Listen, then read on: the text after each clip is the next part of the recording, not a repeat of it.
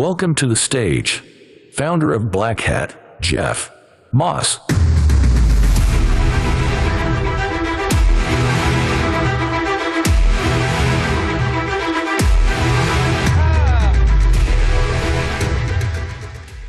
I almost feel like a DJ.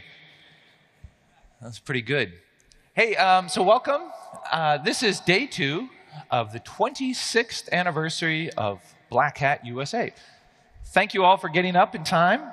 How many of you are from the East Coast and this is like your afternoon? Yeah, I figured there was a little bit of you guys here. Hey, so I don't have so many remarks this morning before I introduce our keynote, but I do just have a couple of thoughts on basically 3 things that are going on. Right? Yesterday I mentioned a little bit about how government is now entered the chat. They're starting to get more involved. They're starting to ask for our advice. They're starting to consult with our community a little bit more. This is sort of a dangerous period for us, last couple of years, the next couple of years, because if we screw up the advice or we don't look like we're reliable, honest partners, we might not be asked to provide advice anymore. And then that means traditional avenues of advice, right? Lobbyists, trade associations, other commercial interests, and then sort of the more independent researcher academics, maybe we aren't as present in the room when the decisions are being made. And that would be unfortunate. Because as I mentioned yesterday, I really believe that internet problems are global problems. Right? AI problems are going to become global problems. And this is because the manufacturers, the implementers of AI systems and learning models, they're going to be global companies. And so if a problem is discovered, you're going to have to probably reach across one of the oceans and try to figure out what's going on. And that's going to require an international mindset. And finally, those of us that are close to the levers, those of us close to the problem, whether it's an implementation problem, a coding problem, a policy problem, the people that are closest to the problem bear the greatest responsibility for fixing the problem. Sure, I can download a third-party antivirus tool, but if, say, Microsoft could fix it on their operating system, that's the better fix, right? That's closer to the source of the problem. It'll help more people around the world if it's patched at the source. So it sounds like we've got some international aspects. We've got some growing responsibility. And it looks ripe for government to kind of help coordinate that. Coordinate it with foreign partners, foreign countries, try to create standards for regulation in the United States so it's very consistent for our companies. It's not like a different rule in every state. And I'm really excited that that means that some of the things we've been talking about for so long finally are being taken seriously by policymakers. And as evidence of that, we're going to have our day 2 keynote. So it's my honor to introduce Kemba Walden, the acting National Cyber Director at the White House. And before she joined the White House, she was at Microsoft in the Digital Crimes Unit, and she stood up the counter-ransomware group and spent her time hunting down and prosecuting bad guys using ransomware. So, Kemba, please come forward.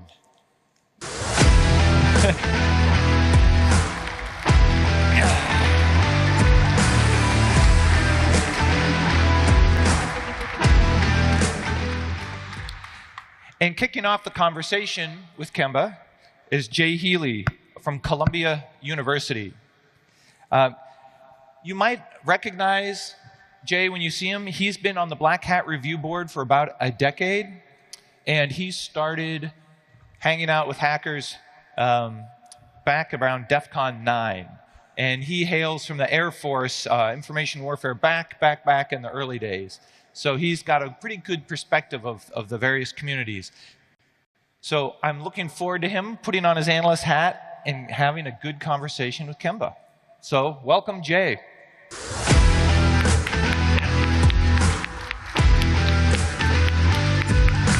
All right. If I don't see you today, I'll hopefully see you tomorrow. Thank you, Black Hat.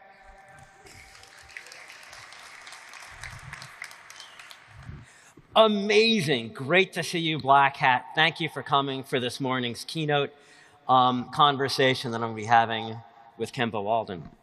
So this is really kind of stunning for me to have these worlds collide. Right? As Jeff has said, policymakers weren't always welcome in Vegas at this time of year. Right? We've come a long way from Spot the Fed at DEF CON, but the same thing has happened on the other side too, where Washington, D.C. has said, hey, we're not going to go to investigate these folks, but we need to bring together what the policymakers know about how to change the system, how to use public policy for better ends, with the hackers that understand the technology but don't always know those levers, right? And they know how to fix a system, but maybe not to fix the system.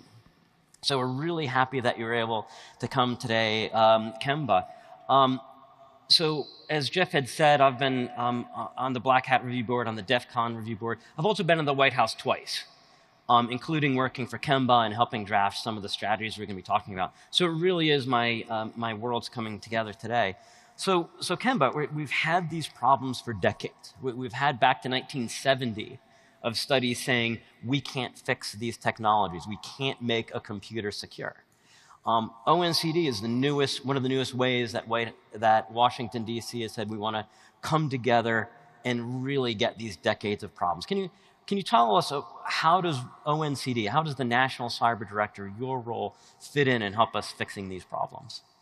Sure. So first of all, Jay, thank you. It's a pleasure sitting up here with you.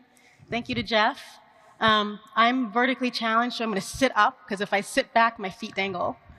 So hopefully that's okay. And I am not playing Spot the Fed, because I am the Fed. Like I fully admit it. I'm in the White House. I'm the acting National Cyber Director.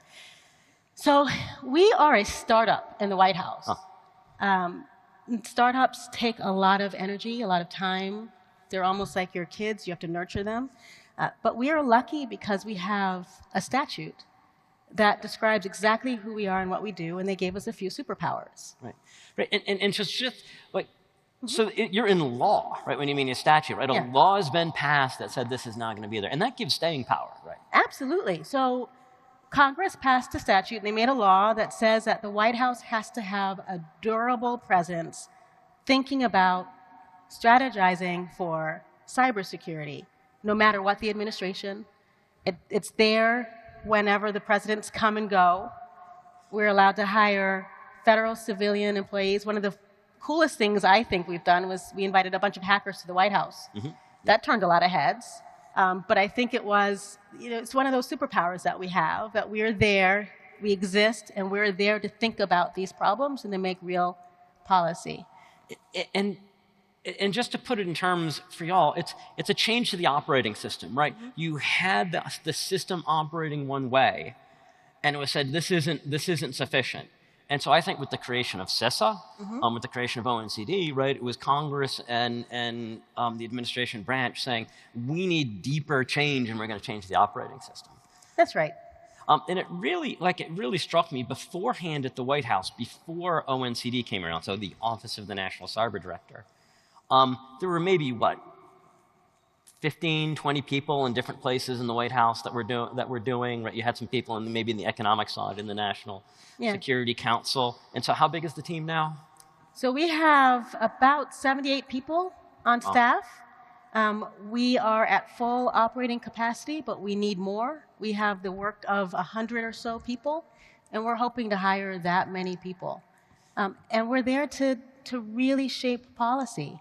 There's been maybe 10 or 12 people in the White House before, across different parts of the Executive Office of the President, including the Office of Management and Budget, and the National Security Council, and et cetera. But we're there exclusively to focus on cyber. So just think about that. Like, there's more than a quadrupling, maybe a quintupling of the number of people that are now, and most of them are cybersecurity experts, but not all of them. A lot of them are experts in things like, how do you make the government work? And you mentioned the Office of Management and Budget, and especially for those of you that are, our CISOs or working for CISOs, if you're with the CFO and you can control the budgets of what your business units are, then that gives you a lot more power. And I think you have that Oh yeah, that's one of our superpowers. It's probably the least sexy thing that we have, but we can crack open federal department agency budgets, take a look at how they're spending their money, influence how we allocate money across the interagency, specifically focused on cybersecurity. I mean, it's you've heard it before. It's a colloquialism. Put your money where your mouth is, right? If we're serious about this, we need to fund it. And my office has an important role in that place. It's not, like I said, it's not sexy, but it's a superpower. Yeah, we can really see that change. I had asked on social media, and I've been talking to colleagues and hackers what I ought to ask. And Vanna of OmniAngle had really pointed out how it seems like policy is really getting ahead, right? Policy had been so lagging for so long, but now policy and policymakers are getting a lot further in. And so I feel like I've run into a lot of ONCD people out here, and I'm seeing it not just hanging out, but actually speaking. Yeah. Oh no, we're out here working. I've got at least 10 or so colleagues that are speaking all throughout Black Hat DEF CON B-sides. I was at the University of Nevada, Las Vegas yesterday. We're out here really connecting with you, really to try to drive policy in a realistic way. Yeah. To really focus on the researcher community, understanding how our policies impact your work, understanding how your work can impact our policies. And so we're smattered around. We're doing, I believe, good work. Okay. We had billed that we were going to talk about the National Cybersecurity Strategy, the National Cyber Education Workforce Strategy. I'm going to put that aside for right now because I want to talk about hackers and hacking. But most importantly, at Columbia, we've been doing work on the Defrag a Hacker Film Festival. Oh. And so we've been going around, we've been talking to hackers about what their favorite movies are or what fiction influenced them. Because that's so much about how our parents, our kids, everyone understands what we do is through what they see or what they read. So I'm curious, do you have a favorite cyberpunk book or hacker movie? Yes, both. Long before I was the acting national cyber director, long before I was a lawyer, long before I went to college, I saw a movie in the mid-'80s. Did not recognize it as a hacker movie. I don't even think the word hacker was in my head at 10, 11, 12. But War Games was one of my favorite movies. Yep. And I'll tell you why. I had an Apple IIe computer at the time. I was learning how to code. I used to like to play, Miss Pac-Man and Pac-Man and Tetris and all these little things. And the thing I really loved about this movie was that Matthew Broderick also liked playing games. And you can teach a machine by playing games, and you can prevent thermonuclear war by playing games. And so that's why it was my favorite movie. But I didn't realize it was a hacker movie until I was much older. I'm sorry, I should have said spoiler alert before I said maybe cause thermonuclear war. So sorry, spoiler alert. And but my favorite book was Ready Player One. Oh, which was a more recent book. That again, reminded me of, when you're playing your game, you got Ready Player One, and I loved it. And what I like about what you just said was not necessarily seeing War Games when you first saw it and engaging it as a hacker movie, because so much about what drives this community, it's about curiosity, it's about game playing, it's about interacting, it's about making things, especially technological things, do things that their maker necessarily hadn't intended. Yeah. And not everyone sees that when they see that, thinks about that's hacking, that's driven by curiosity. Yeah, yeah. And so that's why I really love what you talked about. And we had Jen Easterly up yesterday for her keynote, acknowledge her in the audience. Hi, Director Easterly. And we had, at Columbia, we had done an event with her and with two great hackers, Matt DeVoe and Emily Karan, but also with the Director of Operations of NORAD. And we were talking about War Games and why they all liked it. So if you're interested in seeing that, look at my Twitter. And it's right up at the top. So it's amazing to hear these people, and like to hear Jen Easterly say, I would absolutely hire David Lightman as a hacker within CISA. So take a look at that. Okay, so much of this community over the past 31 years, again, very driven by curiosity in the hacking community, but also really focusing on privacy and worrying about, we wouldn't have put it in these terms, but digital authoritarianism, about the way these technologies certainly liberate us in so many ways, but also the way that they can be used for oppression. And that's really helped drive this community over the years. So I'm kind of curious, like, coming into it in the way that you have, having watched war games but been a lawyer, like, what are your values in this, and how do you think about that fits in with the digital authoritarianism? So I'm going to take a quick left turn and tell you exactly how I got into this business in the first place, because that might inform how I answer the question. And I don't even know if you know this, Jay, but before I was a lawyer, I used to do international development work. And so I lived in Tbilisi, Georgia for a while. So I lived in a former Soviet republic for a while, doing good work. I used to wear a flak jacket and put money in a Humvee, driving across the border to Abkhazia, which was trying to secede from Georgia, to do conflict resolution programming. I wrote programs and got grant funding for the nonprofit I was working for. My particular way of working is to be mission-driven. And it's really focused on the individual, sort of who are they trying to be, who do they want to be, how do they want to live? And it made sense to me at that time that security was a big part of how people progress and evolve. It's a big part of communities. And so that's what drove me into the national security business in the first place. And so when we talk in our strategy about building a digital ecosystem that is defensible and resilient and aligned with our values, that's intentional. That comes from working in communities and making sure that they're safe, making sure that they thrive and prosper. That's true in the digital world too. So that aligned with our values piece, we don't talk about as much, but that's where it comes from. And it includes things like making it costlier for authoritarian governments or repressive governments to suppress their communities while also protecting the privacy of American citizens. Right? There's a lot there. That's the reason we do the work that we do. It is values driven. Technology is agnostic of values. You know, you build, but it really carries with it the people who use it, the people who are in it, the people that develop it. And so that's really where our focus is. We're making sure that it's defensible, and we're making sure it's resilient, and I'm sure we'll talk a lot about that. But the piece that I really look to this community for in particular is that values-driven piece.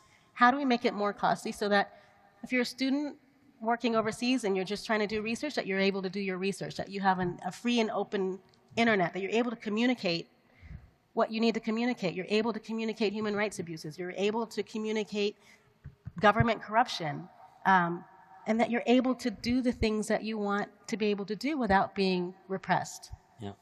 I have to say, sometimes I get pessimistic, right? It's been something that I've been working for decades. I've written how many times. Sometimes I get pessimistic about a free, open, global, secure internet. Right? Sometimes I think we're not going to be able to get all of those, and we're just going to have to choose. You know, maybe we just choose for free and secure, but it's not going to be global anymore because of the way geopolitics has happened. I don't know, am I being too pessimistic? You're pointing out that this is hard. So maybe I'm a glass half full kind of person. I don't know. Maybe I'm overly optimistic. I'm optimistic that we can get there, but I'm realistic that it's not going to be easy. It's going to take literally an entire nation of a team to get there, right? It's going to take this community. It's going to take academics. It's going to take civil society. It's going to take sort of government wonks like me. It's going to take all of us to get there. It's not easy. I like to think of it as sustainability. Like just like we want to pass off an environment, you know, so that our grandkids are going to have a world that's at least as good as what we have today. Like, I hope we can do that with the internet and cyberspace, right? I hope the work that we do here in Vegas every August and that you do with your team every day in DC, right, that we can pass off an internet that's at least as good to them and those future generations. So no, I am completely optimistic about that. I mean, if you think about it, the internet really just started existing in my generation, in my time. My kids are natives to it, and they already see a better future for it than I do. They're more creative, right? They're more curious. So I think there's optimism in that. Okay, I'm gonna punch a little bit on that because you'd mentioned Georgia, and you'd mentioned why you do this. But it's not just the usual suspects that have been maybe slipping into some of the habits that we don't want to see, right? I mean, it's not just Russia or China, for example. But I mean, we've seen US friends and allies, right? I mean, stories from India about, or Mexico and using NSO. And, you know, again, as I was getting feedback for this talk, Dave Vitale especially brought this point up. So that makes it a lot harder when for us to think about how to push this. So I'm just curious how you think about that and how we fit that in. Yeah, so, I mean, the good thing about this administration, there are a lot of good things, but the good thing from my perspective about this administration, I mean, the president put it in the cover letter to the National Strategy for Cybersecurity, is that we are looking for an ecosystem that is aligned with our values, our democratic values, internet freedom, and so forth. So it is there, it's the mandate, it is there in the cover letter.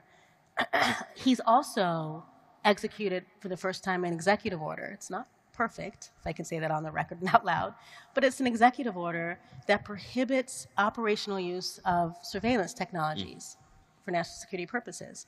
That's the first step. It's a good step. Looking to you all to figure out how to make that a reality, because you all own most of the technology, you develop the technology to make that a reality. So again, I'm optimistic, whereas I know, and I have a whole lot of realists on my staff. Some of them call themselves mean. I don't think they are, but I'm an optimistic. I think we can get there. I think we have to think about cybersecurity not just in national security terms. When we talk to our near allies, our close allies, and some of our economic competitors, we have to think about cybersecurity as an opportunity for economic prosperity. That's what some are looking for. We have to think of cybersecurity in terms of tech innovation. And that's how I talk to most of my counterparts across the world. It turns out there are national cyber directors in other countries too. So I have to talk to them in the same way that they have to talk to me to make sure that we have our global internet, sort of operable, free internet. That's what works. I'm going to come back to the executive order just to touch it on in a second to explain. But it's certainly a difference. The first time I was in the White House, the cybersecurity was a subset of innovation and economics. And now, probably less so with ONCD, with the Office of National Cyber Director, the conversation in DC feels like cybersecurity is a subset of national security. Right? The conversation starts with, okay, Russia and China, and therefore cybersecurity. Right. So I'm glad to hear you talk about it and bring it back to the innovation. It's all of it. Yeah. It's both and. It is, I mean, obviously our national cybersecurity strategy is nested in and under the national security strategy. But it's also, so there is a national security concern there. Of course. But it also fuels tech innovation.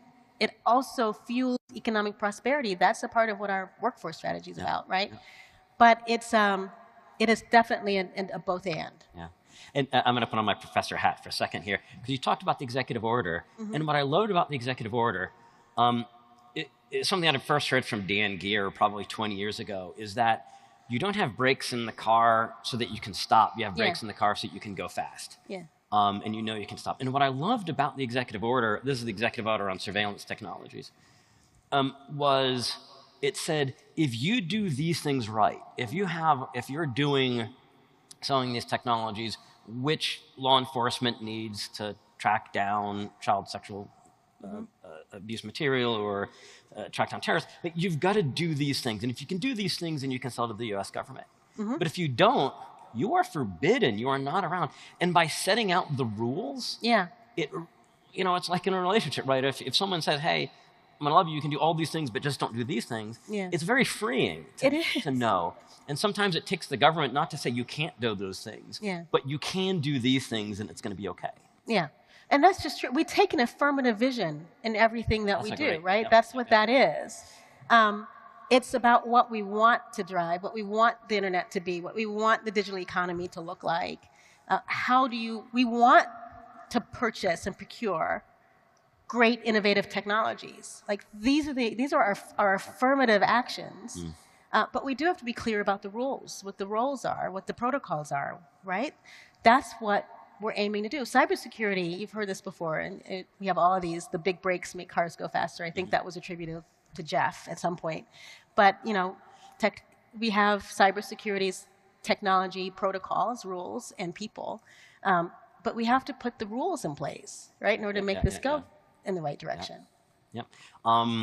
Okay. So, folks, when you're a moderator and the person you're interviewing says 4 times about the National Cybersecurity Strategy, it's a clue you should ask about the National Cybersecurity Strategy. So, the first kind of thing that we might consider a National Cybersecurity Strategy came out in May of 1998. May 22nd, 1998. It was called Presidential Decision Directive 63. Yeah. So we're 25 years into this, of the White House saying, this is important, we want to come out with some new strategies. And they said, boy, within 5 years, we're going to have it solved, right? It hasn't been solved yet. Yeah. So if you can walk us through, like, why should this time be different with the National Cybersecurity Strategy? Well, gee, Jay, I'm glad that you asked. And one of the things about you, Jay, that I immediately decided I was going to like you. Mustache? The mustache and the glasses, yes. But the second thing was that you were able to quote PDD 63, which I didn't think anyone else noticed, except for me, way back in the Clinton administration when this came up in terms of critical infrastructure and cyber coalescing. But the National Cyber Strategy. So this is what I love about our strategy. We are very clear. We are affirmatively thinking through what do we want our digital ecosystem to look like. And we made a very clear intentional statement that we want it to be more defensible, we want it to be more resilient, and we want it to be aligned with our values. And I've been focused on the values piece, but let me tell you about the defensible and the resilience piece, right? And you've been part of this writing team, you've been a key part of this writing team, but we have really been doing the same thing over and over again. And we've done great things. We've made some great progress, and we acknowledge that in the strategy. But what we've noticed is that we've allowed cybersecurity to devolve to those that are least capable, right? I love my kids. I mentioned my kids. They like Minecraft, like most kids do, and pick your game. On my computer, they click on something nefarious that could literally cause a national security problem. Yeah.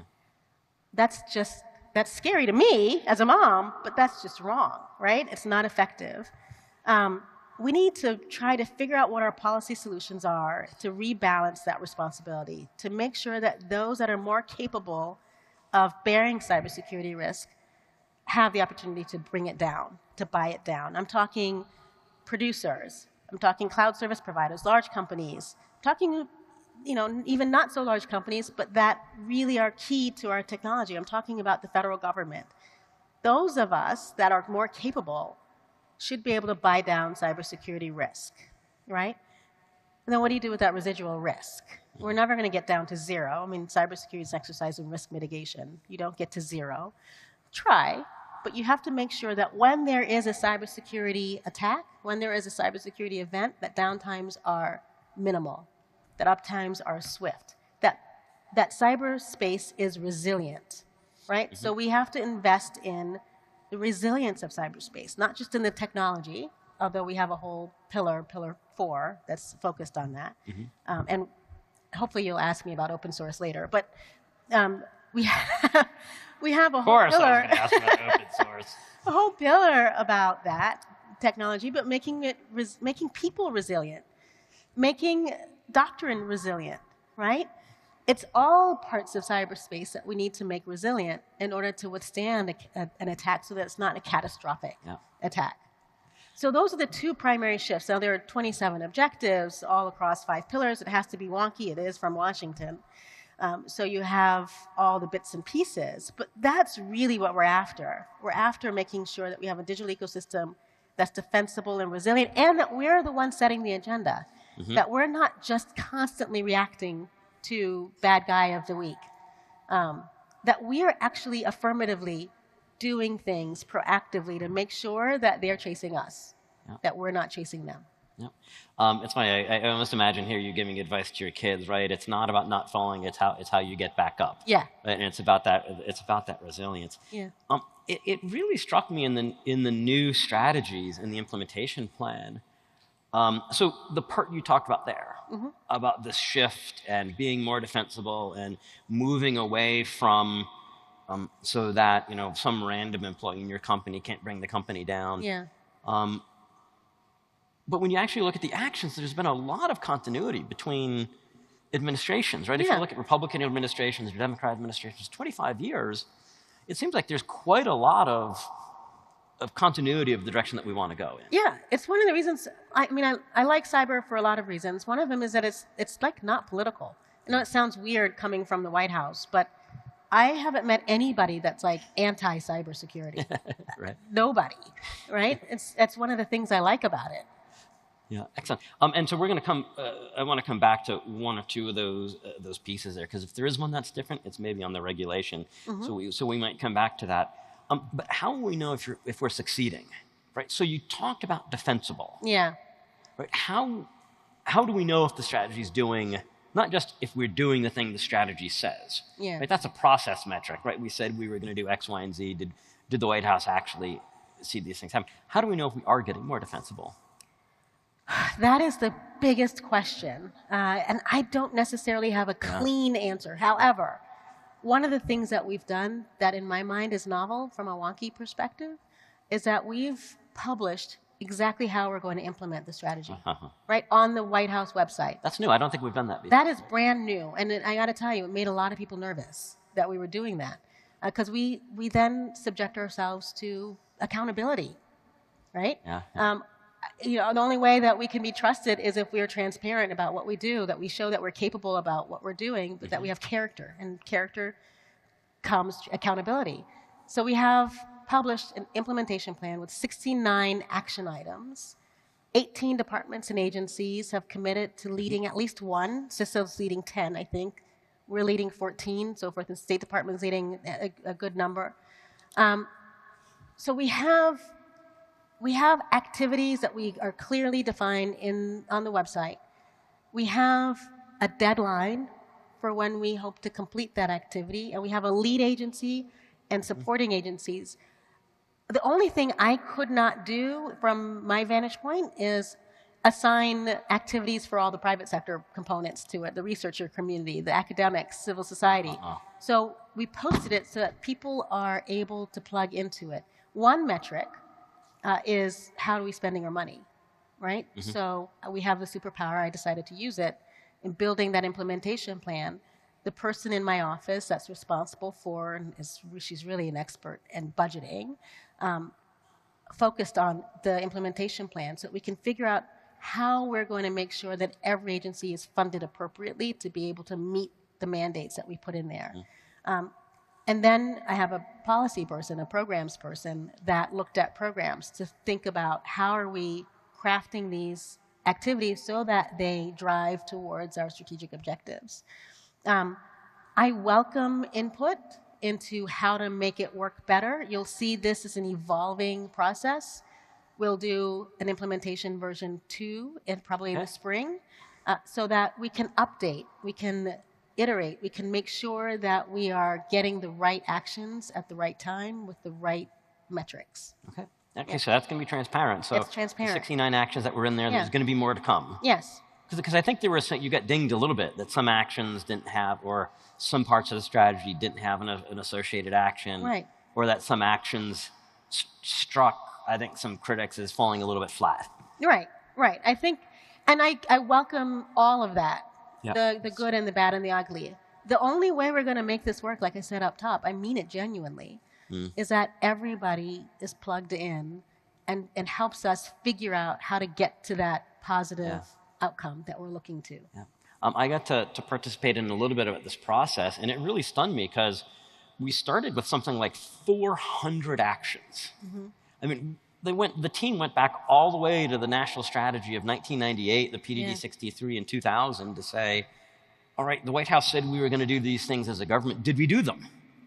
And if we didn't do them, then let's make sure it's going to be one of the actions that we carried forward, right? It's been stunning to go back 25 years and see if we actually accomplished these things. And I will put out an ask here to this community, right? I'm really curious about this question. How do we know if cyberspace is becoming more defensible? Most of us only think about defending a computer and enterprise. how do we know if all of it is working? Right? I'm tempted things like, the Verizon Data Breach Investigation reports has what's the mean time to detect. Theoretically, if you subtract ransomware out, we want the mean time to detect to go down, or CrowdStrike breakout times, right? We want to see those go up on average. So I'm really curious how we might do that. Open source. Yeah. That we see more open source, we see more in GitHub that don't have known exploited vulnerabilities from the CISA list in open source, right? If we're seeing that list that go down, then I think that tells us something important about the software development lifecycle overall, right? I think that's right. Okay. Well, so open source, I brought up that topic. Yeah, it's on my list of things to talk about. So on open source, so I'm learning quite a bit from my vantage point.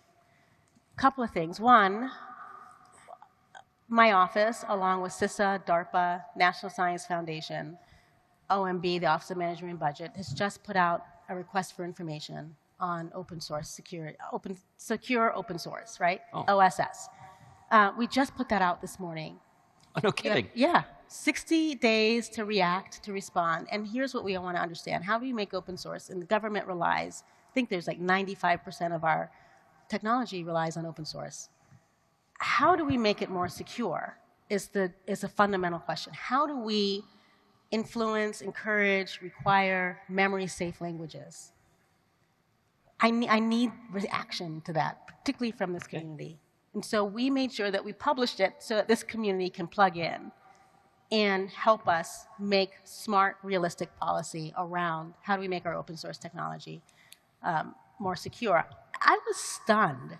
The other thing that came out, by the way, is the Cybersecurity Review Board, the second report. The first report, and I'm a member of that board, was on the Log4j vulnerability. And I was stunned to find out that the developer community isn't necessarily or always trained on security by design. And it seems like at that atomic level, we should have security by design, right? That's sort of in our National Cybersecurity Strategy 4.1.2. How do we make I've got all these numbers now floating around in my head. I've got to let them out. But how do we make open source software secure by design? One of the ways that one of my staff members brought to my attention was maybe we should be using memory-safe languages. That seems right. But I need to understand from this community how to do that. How do we make policy that's realistic, that's actionable, in order to encourage that? What I would love to get to is, we have Patch Tuesday. Jeff mentioned I worked at Microsoft. Patch Tuesday is like a thing. We're never going to get down to 0 patches, but we shouldn't normalize it either, right? Yeah. How do we do that? That's a piece of the puzzle that I'm hoping to help solve. At Columbia, we did some research on what have been the innovations that have made the internet more defensible over the last 50 years. Yeah. And the number one technology that we kept hearing about again and again was automated update. And we so often focus on the technologies. But the technology of automated update is nice, but what really helps make the difference is the process. And things like Patch Tuesday. Yeah. Right? That's just a process of how we're going to organize ourselves to solve the problem. So I've got 2 things I'm going to say here. So one, this RFI has come out. So we need the security researcher community to get involved in this, especially for the open source volunteers, right? So what would they put in their search engine if they put in RFI ONCD open source? Yeah, you can put OS3I in your search engine. You can go to regulations.gov if you just want to go straight to where you can find it, and put ONCD in that search. You should be able to find it. And there are instructions on how to submit comments. There are instructions on how to submit comments, where to submit them to. The deadline, I think, is October 6th. And there are very specific questions. And the more you can supply crisp answers for wonks like me to read, and I will read them, because it will influence how we develop policy. That would be extraordinarily. Of course, I have a team of engineers. But if you can make it crisp, I think that would be helpful. Right. And I'm going to make a pitch here because CISA has really made secure by design centered to this. And we not so long ago had the anniversary of the first time that I could find of a report that came out and said we can't do security by retrofit. It must be designed in. I wish I had a smaller audience because I would want to have guesses of what anniversary that was. It was the 50th freaking anniversary.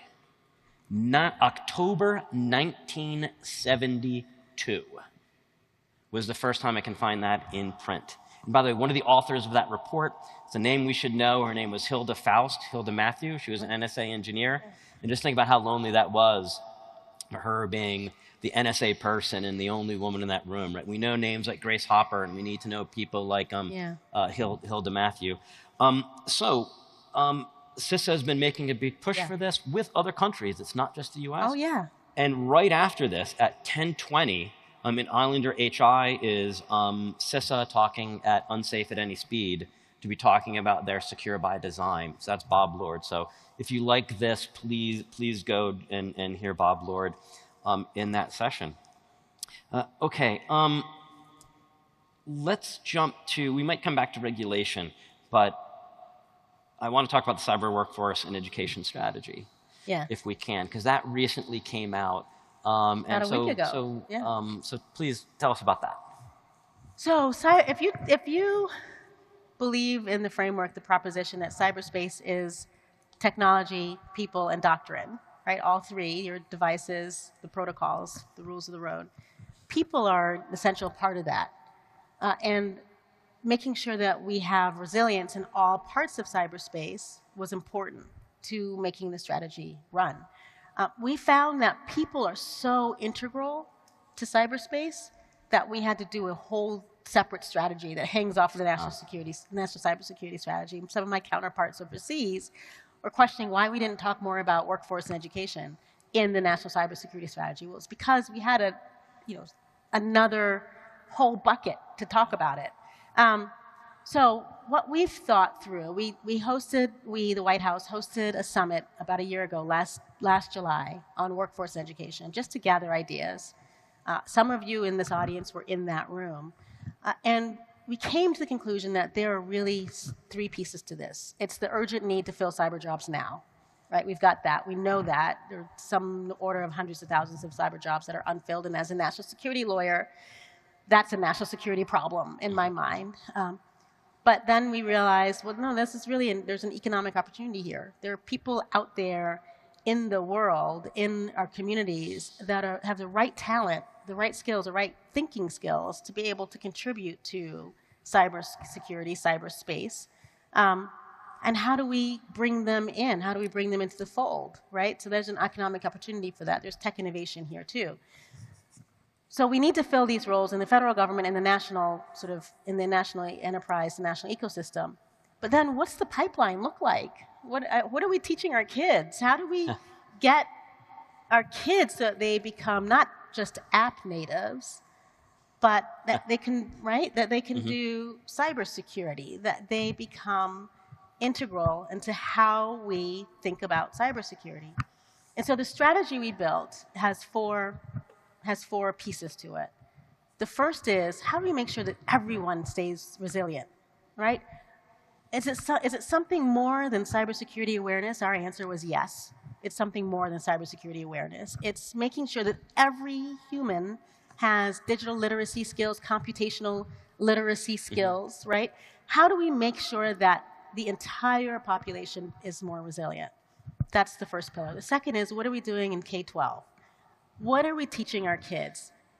How do we make digital literacy the same as reading and writing and math? How do we alter computational literacy in the education system? And can I build on it? I love that we didn't try and treat literacy about cybersecurity as a separate topic. No. But embedding into the digital literacy. I think it's a brilliant.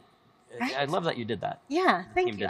The team did it. Yep. But we're really thoughtful about it, right? What are we teaching our kids, and how do we influence it? No matter what they decide to do, if they're an artist when they grow up, if they are horseback rider, whatever it is, what are we teaching so that they have the basic foundational skills to be able to enter the workforce in that way. And then we address national security, the national enterprise, and how do we fill those jobs? We focus on skilling, reskilling, upskilling, right? Do you really need a 4-year degree to do this? I have one, but not everyone needs one. In fact, some of my best friends are hackers, and they work in the corporate world, and you would, believe it or not, they don't have college degrees. They're really good at what they do, right? They have particular skills that you can't get in any other way but by doing it. How are we targeting and enriching and encouraging those skills, that skill development, and bringing them into the fold? What do we have to tell our HR professionals, our people leaders, in order to be able to spot talent? How do we ingest them into our ecosystem? How do we reskill and upskill veterans who have critical skills that are easily transferable into this environment? How do we reskill and upskill those that are out in rural communities as broadband is built out to bring them into the cyber workforce? How do we view cyber workforce? Does everybody need to be in California? Probably not, or New York, or whatever, major centers? Probably not. And then the federal workforce, we're grappling through some of the same ideas. We work closely with the Office of Personnel Management, for example. So those are all great ideas. Yeah. And I think they're probably easier to measure because we can how many open jobs there are. Is there money that's following this too? Absolutely, yeah. Yeah, so there's money that's following this, not all federal money, but there is money that exists, for example, already in, again, I'm going to get wonky on you, sorry about that, but the CHIPS and Science Act has money set aside for workforce as we bring semiconductors onshore and nearshore. The bipartisan infrastructure law has money in there associated with workforce. And the Inflation Reduction Act has money in there associated with workforce as they relate to clean energy environment, right?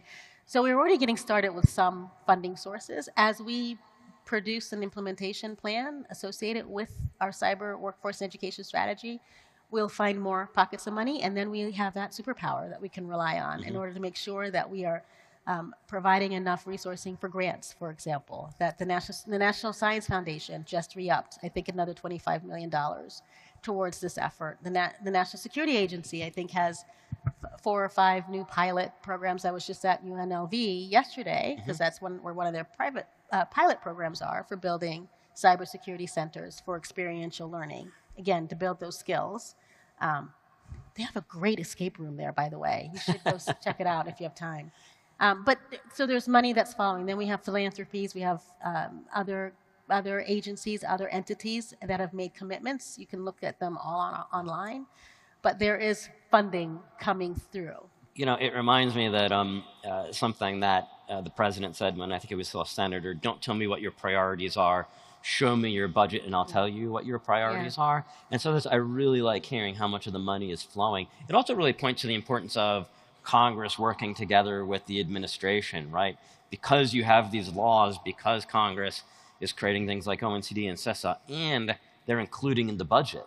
Right? It's really stunned me to see how much ONCD has gotten involved in CISA and others in things like the smart grid. Like as we're looking for the new energy, that there's money to help get it secure before they're widely deployed. Yeah. For example, electric vehicle recharging. Yeah.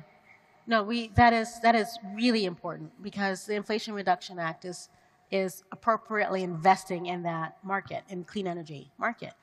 We want it to be secure, and that's one of the reasons why ONCD exists in the White House. So we're able to sort of build it in or encourage building it in at its inception, right? We're doing the same thing in the space market, building it in. We have those people that we mentioned that are here. They're all around Black Hat and DEF CON talking about it, researching it. So we make sure that we help influence, facilitate security by design for the clean energy transition, for space, right? We have this aerospace village. I cannot wait to see hack a satellite. That's going to be awesome.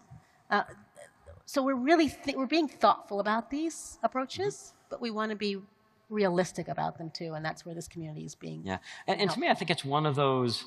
Remember, we said beforehand there were maybe 12 folks at the White House that were looking at cyber.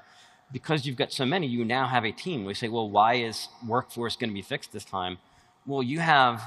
I have 78 people right now in the White including a House. team, like including a... Including a whole team that's only focused on workforce and education. And a whole team focused on supply chain security, right?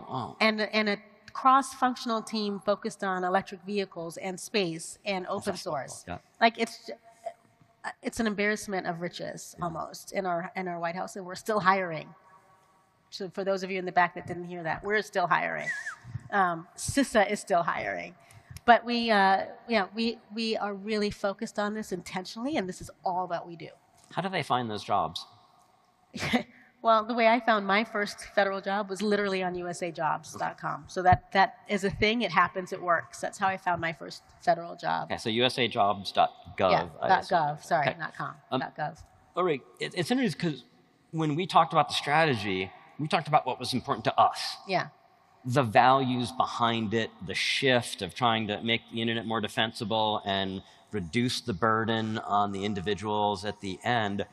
So much of what got spun up and what got said about the strategy was about regulation. Yeah. Right? People just zoomed right past that first material of why we're doing this and what's driving us to do these changes. Yeah. What's the actual strategy versus, ooh, y'all are so interested in regulating. Yeah, we're not interested in regulating for regulation's sake, and I know that sounds weird coming from a lawyer. We're interested in raising minimum cybersecurity baseline requirements across everything that we hope cybersecurity can deliver, right? You can't buy a refrigerator or a dishwasher, I tried, now that's not connected somehow to Wi-Fi. It's irritating and it's hard to find one. You can, but it's hard to find one now. But you know, we need to make sure that everything has some baseline requirements. One of the tools that we have, and there are 27 tools in the strategy itself, but the one that has its own pillar is regulatory requirements as a mechanism for raising those baseline requirements. Now, some sectors of our economy are overregulated, I fully admit that, and some are not regulated at all, but they're all important. So this is another RFI that we've put out, and this community is welcome to address this too in that RFI. That one's due, I think, also in mid-October. How do we harmonize regulation? How do we find opportunities for reciprocity so that you're only reacting to requirements once, but it feeds several? It's like a common application for college or something. How do you do it once so it feeds several? And what makes sense so that you're not necessarily investing in compliance, you're investing in raising the cybersecurity bar for your industry, for your company, for your enterprise. What makes sense? How do we do that? I'm a former compliance lawyer. We are expensive. It would make more sense to pay for the actual security controls that make sense in your industry, right? How do we make sure that we're there? What are the third-party assessments? What are the accounting principles that we're relying on? How do we harmonize those so that they make sense? What are we doing at the state and local level?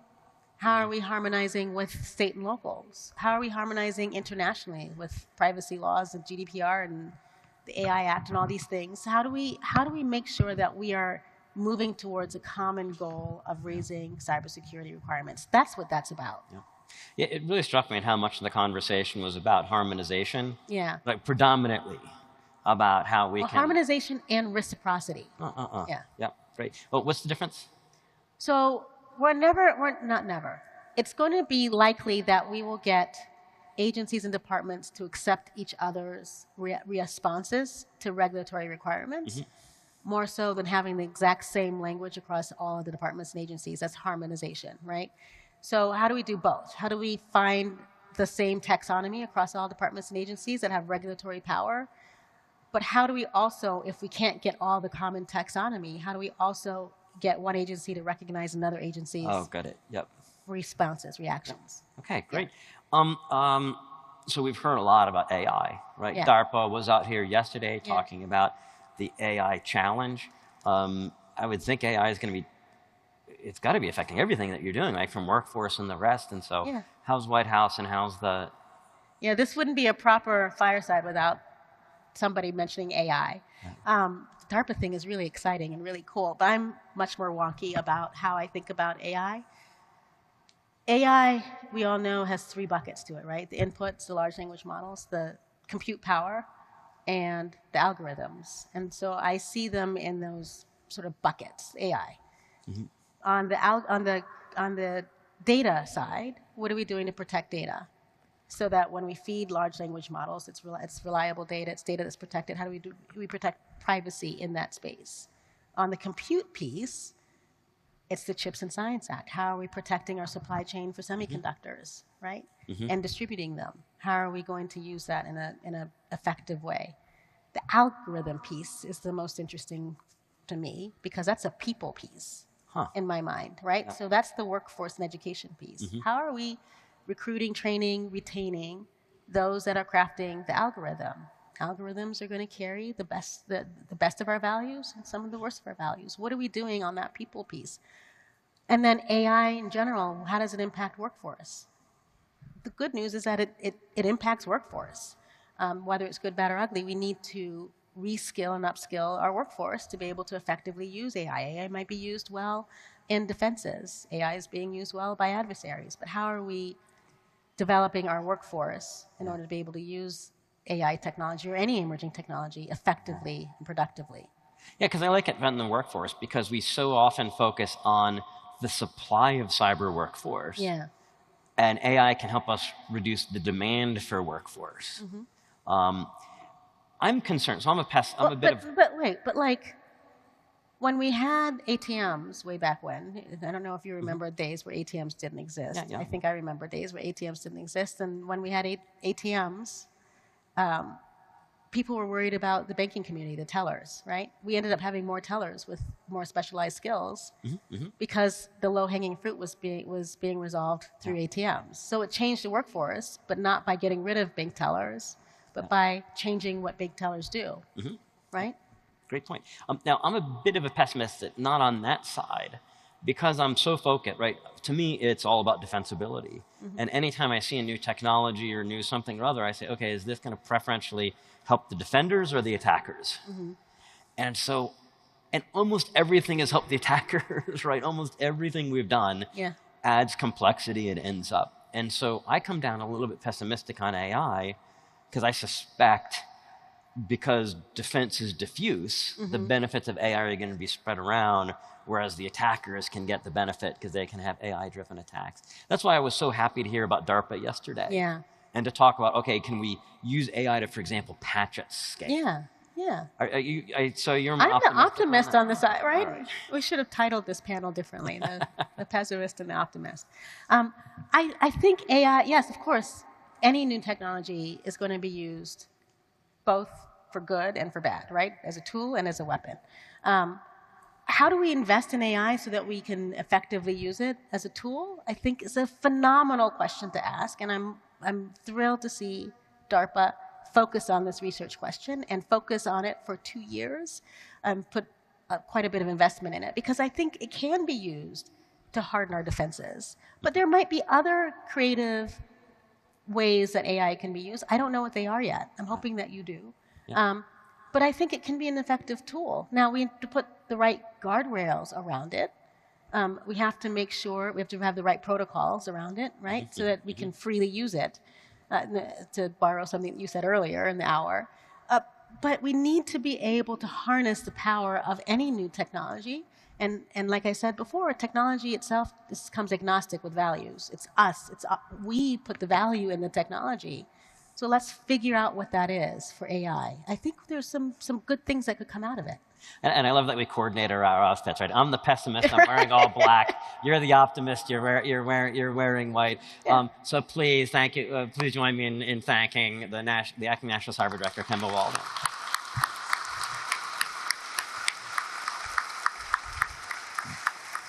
Thank you, Kemba. Thank you, Jay. That was a fantastic conversation. All right. I'm looking forward to seeing the rest of the sessions today. Thank you very much for joining the Day 2 keynote. See you around.